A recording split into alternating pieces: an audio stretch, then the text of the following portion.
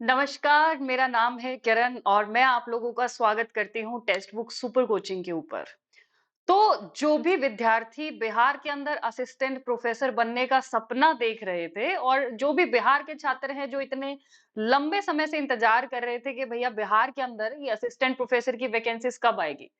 तो बहुत लंबे समय से ये चीज जो है वो चर्चा में बनी हुई है कि बिहार में अब वैकेंसी आई, अब वैकेंसी आई, अब वैकेंसी आई। तो वो इंतजार जो है वो आप लोगों का खत्म हो चुका है क्योंकि फाइनली जो बिहार में असिस्टेंट प्रोफेसर की भर्तियां थी उनका प्रोसीजर शुरू हो चुका है।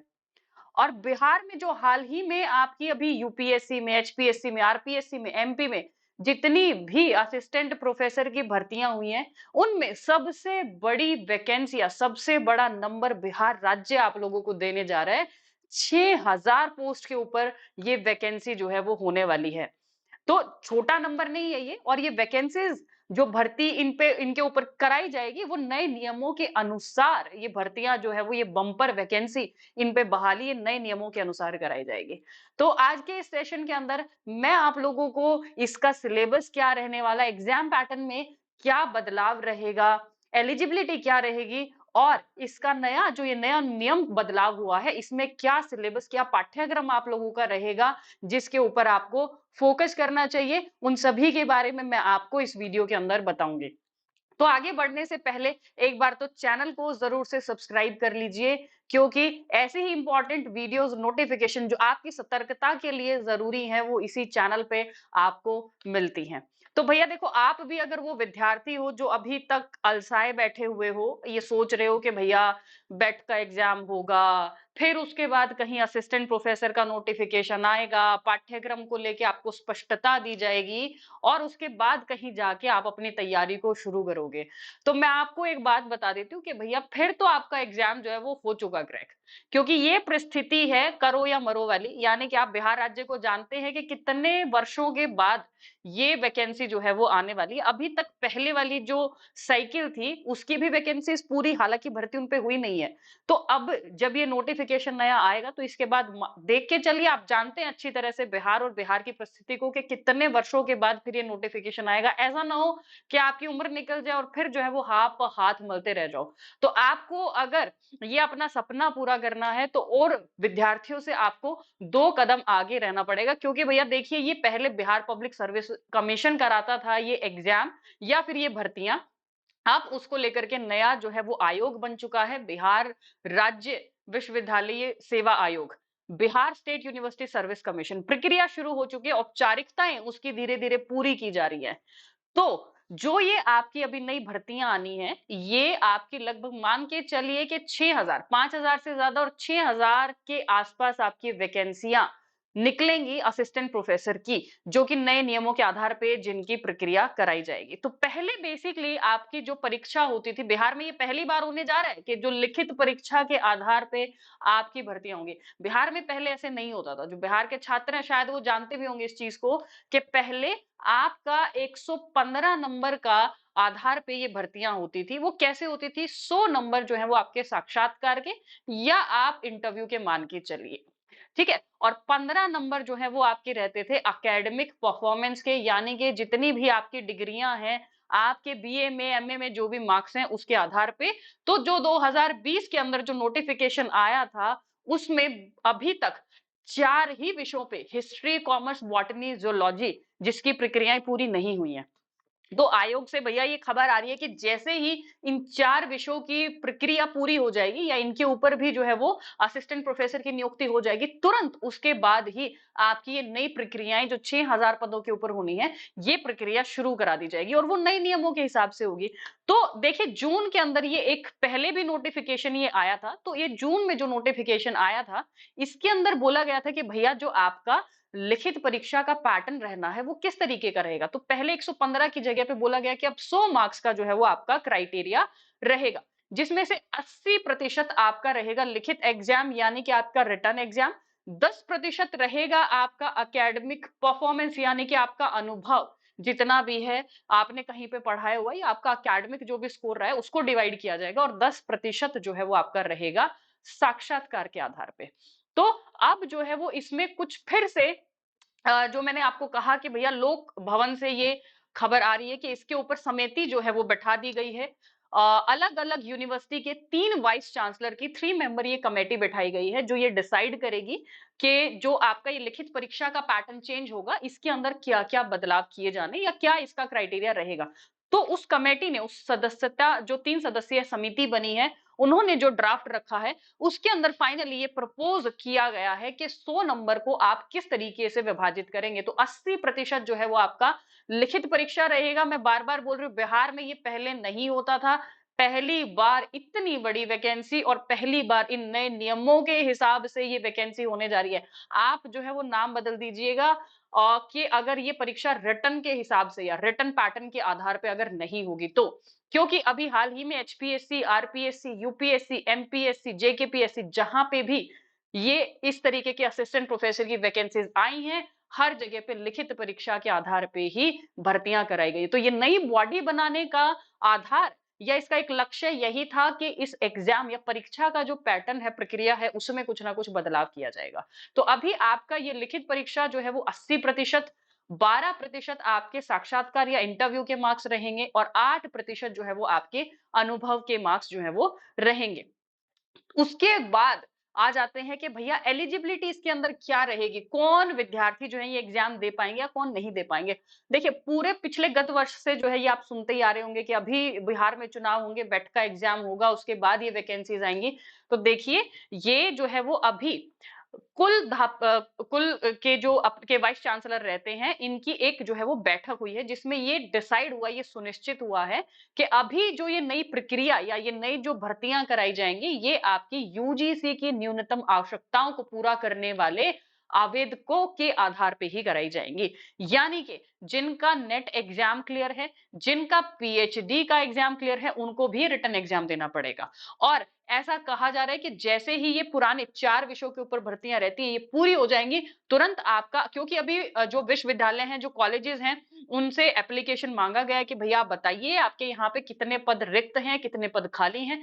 जैसे ही वहां से एप्लीकेशन आयोग के पास आ जाती है, तुरंत 10 दिन के अंदर आपका, ऐसा कहा जा रहा है कि नोटिफिकेशन जो है वो जारी कर दिया जाएगा। तो जैसे ही नोटिफिकेशन आ जाएगा, चट मंगनी पट ब्याह, यानी कि नोटिफिकेशन आते ही तुरंत धड़ाधड़ आपकी ये वैकेंसीज जो है वो कराई जाएंगी और फिर आपके पास में ज्यादा समय रहेगा नहीं और ना ही वास्तविकता में आपके पास में ज्यादा समय है। क्योंकि आप में से बहुत सारे विद्यार्थी जो है वो बहुत आलसी भी हो गए हैं कि भैया ठीक है, जब आएगा, बिहार को जानते हैं, देखेंगे, तब तैयारी करेंगे। तो आपको बहुत ज्यादा वक्त जो है वो दिया जाएगा नहीं। तो यूजीसी क्राइटेरिया के आधार पे ही आपका एलिजिबिलिटी रहेगा। जो जिन विद्यार्थियों का नेट क्लियर है, पीएचडी का जो कर चुके हैं, वो उनको भी ये लिखित परीक्षा देनी पड़ेगी। तो भैया बेट को लेकर के तो बीच में बहुत वक्त, बहुत समय चाहिए। तो बेट एग्जाम जो है वो 90% चांसेस है कि आपका बेट का एग्जाम नहीं होगा। तो जो भी विद्यार्थी उसके भरोसे बैठे हुए हैं, छोड़ दीजिए उम्मीद। और जिन्होंने भी अभी दिसंबर के अंदर नेट का फॉर्म फिल किया हुआ है, कोशिश कीजिए, जान लगा दीजिए, आखिरी के आपके 20 दिन बचे हुए हैं कि आपका ये नेट का एग्जाम जो है वो निकल जाए, क्योंकि इसी के आधार पे आपकी ये भर्तियां जो है वो आगे कराई जाएंगी। अब आ जाते हैं कि भैया आपकी एक्सपेक्टेड डेट जो है वो ये नोटिफिकेशन आने की क्या रहेगी। तो इसमें जो है वो 1000 के आसपास तो आपके एसोसिएट प्रोफेसर और प्रोफेसर की वैकेंसीज होंगी, जो कि डायरेक्ट भर्ती होंगी, यानी कि वो पुराने पैटर्न के अनुसार ही सीधा सीधा उनका इंटरव्यू होगा। अभी तक वो भर्तियां कैसे की जा रही थी? अभी तक वो भर्तियां जो ऑलरेडी आपके विभाग के अंदर जितने भी असिस्टेंट प्रोफेसर या एसोसिएट थे, उनका प्रमोशन होकर के ही वो भर्तियां कराई जा रही थी या वो पदों को भरा जा रहा था। परंतु अब जो है वो उन पोजीशंस के लिए भी साक्षात्कार होगा, यानी कि इंटरव्यू होगा। और जैसे ही इन कॉलेजों से याचिका आ जाएगी, जिसकी तिथि, जिसकी डेट जो है वो 31 दिसंबर 2025 दी गई है, यानी कि सिर्फ 20 दिन, जैसे ही वो एप्लीकेशन आ जाएंगी, उसके 10 दिन के अंदर ही, 10 से 12 दिनों के अंदर ही आपका नोटिफिकेशन जारी कर दिया जाएगा। तो मान के चलिए कि जनवरी 2026 में आपका नोटिफिकेशन जारी हो जाएगा और जो ये भर्तियां हैं, ये आपके रिटन एग्जाम के आधार पे होंगी, लिखित के आधार पे होंगे। अब आ जाते हैं कि मैम, जब ये परीक्षा के प्रक्रिया में बदलाव हो रहा है, पहले सीधा इंटरव्यू के आधार पे होता था, तो आप कह रहे हैं कि आप तैयारी अभी से शुरू कर दीजिए। तो हमारे पास तो जो है वो पाठ्यक्रम की स्पष्टता भी नहीं है, सिलेबस हमको पता नहीं है, हमें ये नहीं पता है कि लिखित एग्जाम कराया जाएगा तो किस आधार पे कराया जाएगा, तो हम तैयारी कैसे शुरू करें। तो देखिए, यूजुअली जो है वो आपके इस तरीके की परीक्षाओं के जो लिखित आधार पे होती हैं, 3 तरीके के पैटर्न इसमें देखे जाते हैं। एक जैसे अभी यूपी का एग्जाम निकला, यूपी में हालांकि पहले ये सिर्फ जो है वो ऑब्जेक्टिव एग्जाम होता था। अभी यूपी पीएससी के जो भी आपके फॉर्म निकले हुए हैं, फॉर्म निकलने के साथ ही उन्होंने पाठ्यक्रम में कुछ बदलाव किया, जो कि पहले आप मान के चलिए कि यूजीसी से थोड़ा सा अलग था। जो उन्होंने बदलाव किया है वो सिलेबस उनका एज इट इज यूजीसी के सिलेबस से मिलता जुलता है। सिर्फ 10% उसमें कुछ नए टॉपिक ऐड किए गए हैं, कुछ हटाए गए हैं, अदरवाइज सारे के सारे वही टॉपिक जो यूजीसी में आप फॉलो करते थे वही इसके अंदर है। प्लस यूपीपीएससी के एग्जाम में एक जनरल पेपर होता है जो कि आपका स्टेट के ओरिएंटेड होता है, यानी कि यूपी के ओरिएंटेड रहेगा। दूसरा, एमपी और राजस्थान में जिस तरीके से लिखित परीक्षा कराई जाती है वहां पे भी दो पेपर होते हैं। ऑब्जेक्टिव जो कि आपका सब्जेक्ट स्पेसिफिक ही रहता है, पहला भी ऑब्जेक्टिव ही होता है बट वो रीजन स्पेसिफिक, यानी कि एमपी के हैं तो एमपी के आधार पे होगा। और अगर आप जो है वो राजस्थान से संबंध रखते हैं तो राजस्थान की जीके आपको पता होनी चाहिए। ना भी संबंध रखते हैं, आपने फॉर्म भी फिल किया हुआ तब भी आपको राजस्थान की जीके के बारे में पता होना चाहिए।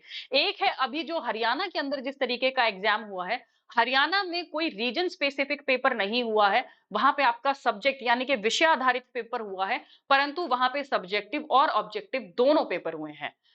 तो यूपी ने जिस तरीके से बदलाव किया है, अगर आप देखिए मान के चलिए ये जो चारों ही स्टेट मैं आपको बता रही हूँ, चारों ही राज्य, इनके अंदर अगर आप सब्जेक्ट का सिलेबस चेक करेंगे तो हर एक विषय का सिलेबस यूजीसी से 80 से 90% मैच करता है। तो भैया अगर आप इस बात का बहाना ले रहे हो, इस बात को लेकर के बैठे हुए हो कि पाठ्यक्रम की या सिलेबस की क्लैरिटी आपको दी जाएगी या उसकी स्पष्टता आपको दी जाएगी, तो भूल जाइए कि आप एग्जाम क्रैक कर पाओगे। क्योंकि जिनको पता है उनको पता है कि कहीं का भी एग्जाम हो, 80 से 90% जो आपका सिलेबस रहता है वो यूजीसी का ही सिलेबस रहता है। कोई नया, कोई रॉकेट साइंस या कहीं विषय से अलग कुछ आपको उसमें सिलेबस में ऐड करके नहीं दिया जाएगा। हो सकता है कि 10 से 20% आपका अलग सिलेबस दिया जाए, या हो सकता है कि आपका जो पहला पेपर है, जो जनरल नॉलेज का पेपर है, वो आपका उसका सिलेबस थोड़ा सा ऐड करके दिया जाए या उसका थोड़ा सा सिलेबस अलग करके, या फिर हो सकता है कि बिहार राज्य के इतिहास पे आधारित, उसकी राजनीति, उसकी आर्थिकता पे आधारित वो सिलेबस आपको दिया जाए। बाकी आप अगर विषय की तैयारी करना चाहते हो तो आपको इसी आधार पे तैयारी करनी पड़ेगी।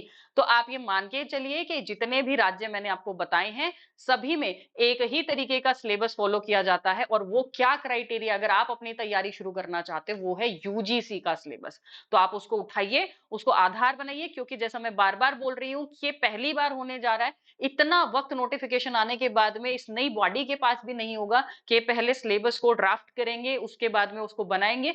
हर जगह का पैटर्न यही रहता है। जैसे यूपीएससी ने अभी जो सिलेबस चेंज किया था, वो उन्होंने एज इट इज यूजीसी का अपनाया। एचपीएससी ने एज इट इज यूजीसी का सिलेबस, सेम आपका राजस्थान के और इनके अंदर सेम सिलेबस जो है वो 80 टू 90% वही रहता है। तो आप इसको आधार बनाइए और अपनी तैयारी को शुरू कीजिए। और ये बहाना जो आप लेके बैठे हैं कि नहीं स्पष्टता है, इसको छोड़ दीजिए। क्योंकि अगर आपको दूसरे स्टूडेंट से 2 कदम आगे रहना है, तो आपको अपनी तैयारी अभी से शुरू करनी पड़ेगी। रास्ते अगर आप ढूंढने चलोगे तो हजार मिल जाएंगे, और बहाने अगर आप ढूंढने चलोगे तो बहाना एक ही बहुत होता है, तैयारी ना करने का। तो वो बहाने को छोड़ो और रास्तों की खोज में निकल चलो, और वही एक रास्ता है टेक्स्ट बुक सुपर कोचिंग आपके साथ में। तो ये देखिए कि असिस्टेंट प्रोफेसर के already UPPSC, RPSC, JKPSC, HPSC, इन सभी का, एमपीपीएससी जनरल स्टडीज भी जो आपका सब्जेक्ट ओरिएंटेड रहता है, revision course, foundation course, political science के हर विषय के कोर्स आपके यहाँ पे शुरू हो चुके हैं। तो आप एनरोलमेंट करेंगे कि असिस्टेंट प्रोफेसर में, और हर जगह की तैयारी आपकी यहीं पे होगी। तो आप एनरोल कीजिए, आप यूपीपीएससी के सिलेबस से, क्योंकि पैटर्न मान के चलिए वही रहेगा, आप वहां से अपनी सब्जेक्ट मेन पेपर की तैयारी शुरू कर सकते हैं। बाकी जो आपका पेपर 1 ऐड होगा उसकी तैयारी जब नोटिफिकेशन आ जाएगा तो टेक्स्ट बुक सुपर कोचिंग ही आपकी वो तैयारी जो है वो कराएगा। बाकी अगर आपको कोई भी डाउट है इस असिस्टेंट प्रोफेसर के कोर्स से रिलेटेड, तो नीचे डिस्क्रिप्शन बॉक्स में मोर पे जब आप क्लिक करेंगे तो फॉर्म का लिंक जो है ये दिया गया, ये देखिए इधर, assistant professor fill out the Google form. तो आप ये गूगल फॉर्म फिल करेंगे, 3-4 इसमें कॉलम रहेंगे, आपका नाम, किस पेपर के लिए आप तैयारी कर रहे हैं, ताकि टीम को आपकी तैयारी कराने में ये सुविधा प्राप्त हो सके कि आप किस साइकिल को टारगेट कर रहे हैं, किस एग्जाम को टारगेट कर रहे हैं, और उसी के हिसाब से आपका कोर्स जो है वो लॉन्च किया जाए। बाकी जैसा मैंने बताया कि कुछ भी अलग आएगा तो वो आपका तुरंत इसी के अंदर ऐड हो जाएगा, BPSC, Bihar public service commission के तहत जो एग्जाम होता है। बाकी जिनका भी नेट का एग्जाम क्लियर नहीं है, भैया हर जगह पे सेट की अनिवार्यता को, जो स्टेट एलिजिबिलिटी टेस्ट रहता है, खत्म किया जा रहा है। तो अपना नेट की तरफ भी फोकस कीजिए, और इवन आप नेट की तैयारी के साथ भी अपनी असिस्टेंट प्रोफेसर की तैयारी को और ज्यादा मजबूत कर सकते हो। उसका भी नीचे लिंक दिया गया है। बाकी आप नीचे जो टिकर पे नंबर दिख रहा है, इस नंबर पे भी आप कॉल कर सकते हो, और कूपन कोड जो है वो दिया गया, आप उसको अप्लाई करेंगे तो आप सीधा सीधा कोर्स में एनरोल हो जाएंगे।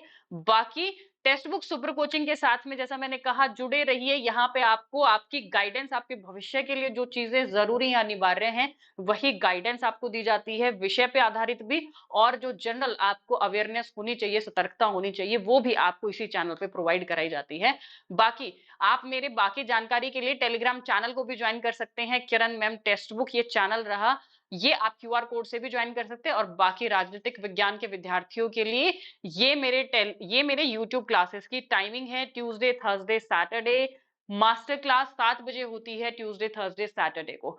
और वीडियोस के लिए ऐसे ही चैनल को सब्सक्राइब कर लिए। बाकी बहाना मत छोड़ के अपनी तैयारी को अभी से शुरू कर दीजिए, क्योंकि अभी नहीं तो कभी नहीं। तैयारी अभी शुरू करेंगे तभी मंजिल को प्राप्त कर पाएंगे, नहीं तो फिर अपनी मंजिल को भी भूल जाइए, और अपने अस्तित्व जो आप प्राप्त करना चाहते हैं भविष्य में, उस चीज को भी भूल जाइए। Thank you so much students. इसी के साथ ही नमस्कार।